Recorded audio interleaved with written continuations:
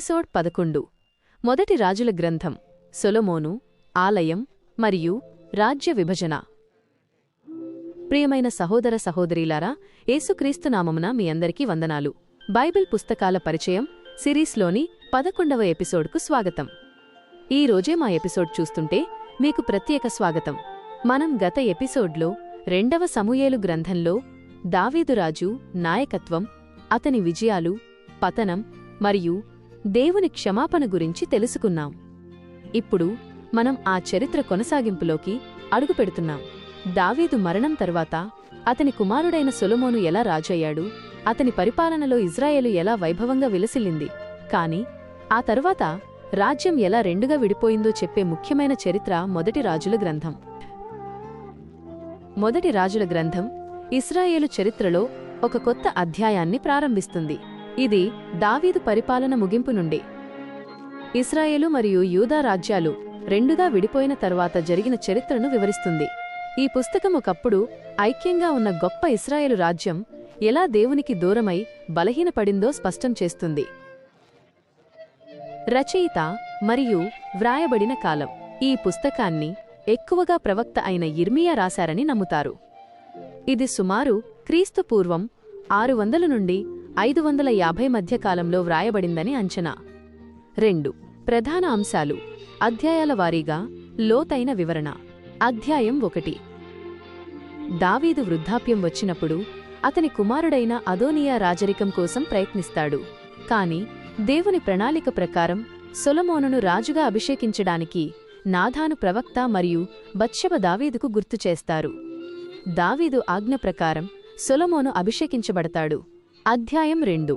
దావీదు మరణించే ముందు సొలొమోనుకు జ్ఞానయుక్తమైన మాటలు చెప్పి తన ప్రజలను న్యాయంగా పరిపాలించమని ఆజ్ఞాపిస్తాడు.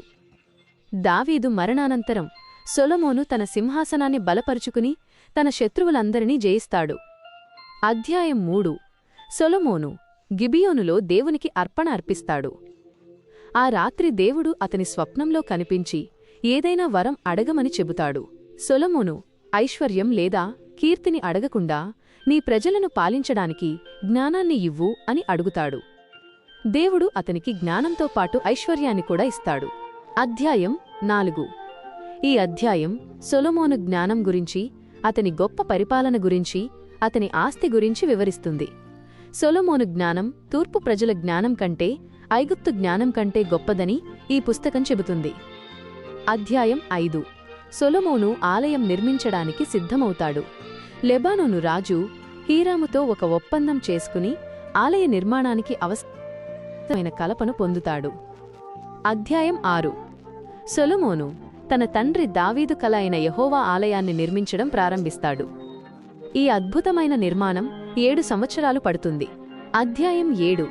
సొలొమోను ఆలయంతో పాటు తన రాజభవనం, సింహాసనం మరియు ఇతర భవనాలను నిర్మిస్తాడు. అధ్యాయం 8. సొలొమోను నిర్మించిన ఆలయం ప్రతిష్ఠాపన చేయబడుతుంది. నిబంధన మందసం ఆలయంలోకి తీసుకురాబడినప్పుడు దేవుని మహిమ మేఘం ఆలయాన్ని నింపుతుంది.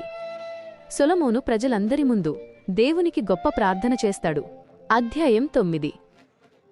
దేవుడు సొలొమోనుకు మరోసారి కనిపించి అతడు తన ఆజ్ఞలను పాటిస్తే అతని సింహాసనం శాశ్వతంగా ఉంటుందని వాగ్దానం చేస్తాడు. కాని అతడు దేవునికి దూరమైతే ఈ ఆలయాన్ని కూడా విడిచిపెడతానని హెచ్చరిస్తాడు. అధ్యాయం 10. షేబరాణి సొలొమోను జ్ఞానం గురించి, అతని ఐశ్వర్యం గురించి విని అతన్ని కలవడానికి వస్తుంది. ఆమె సొలొమోను జ్ఞానానికి, అతని వైభవానికి ఆశ్చర్యపోయి దేవుణ్ణి స్తుతిస్తుంది. అధ్యాయం 11.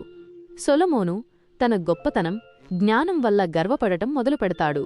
అతని జీవితంలో అత్యంత భయంకరమైన తప్పు విదేశీ స్త్రీలను వివాహం చేసుకుని వారి దేవతలను పూజించడం.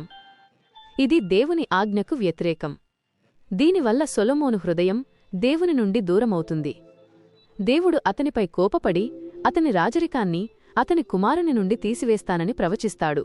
అధ్యాయం 12. సొలొమోను మరణించిన తర్వాత అతని కుమారుడైన రెహబాము రాజు అవుతాడు. అతని అహంకారం వల్ల ఇజ్రాయేలు 10 గోత్రాలు తిరుగుబాటు చేసి యెరోబామును తమ రాజుగా చేసుకుంటాయి. ఇజ్రాయేలు 2 రాజ్యాలుగా విడిపోతుంది: యూదా రాజ్యం మరియు ఇజ్రాయేలు రాజ్యం. అధ్యాయం 13.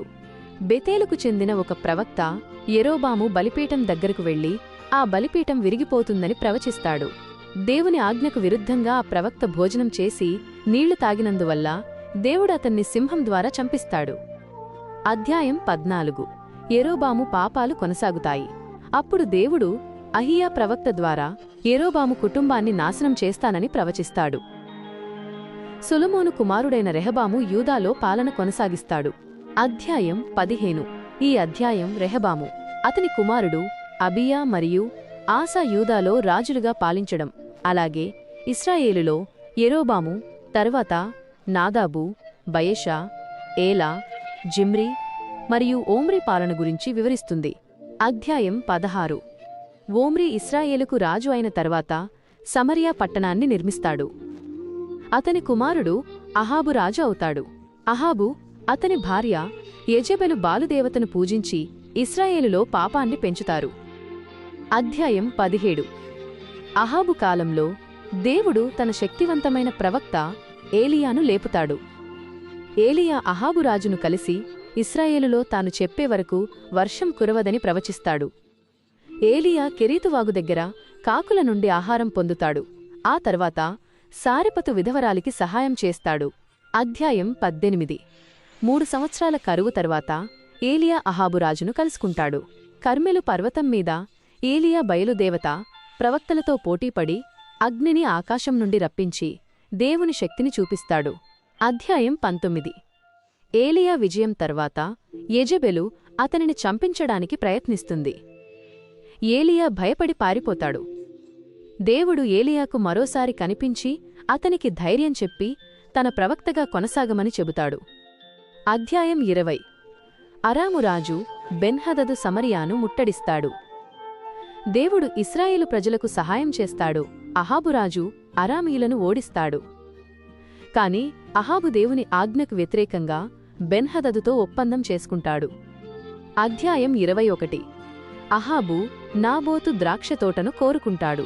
యెజెబెలు మోసపూరితంగా నాబోతును చంపించి ఆ తోటను అహాబుకు ఇస్తుంది. అప్పుడు ఏలియా అహాబును కలుసుకుని అతని కుటుంబాన్ని నాశనం చేస్తానని ప్రవచిస్తాడు. అధ్యాయం 22. యూదారాజు యెహోషాపాతు మరియు ఇశ్రాయేలు రాజు అహాబు కలిసి అరామీయులతో యుద్ధం చేయడానికి వెళతారు. అహాబు ప్రవక్తల మాటలు విని యుద్ధానికి వెళతాడు.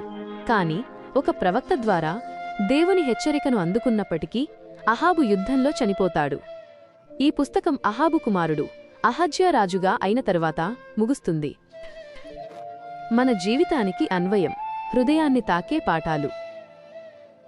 ప్రియమైన వారలారా, మొదటి రాజుల గ్రంథం నుండి మనం నేర్చుకోవాల్సిన పాఠాలు చాలా ఉన్నాయి. 1. దేవుని జ్ఞానం ఐశ్వర్యం కంటే గొప్పది.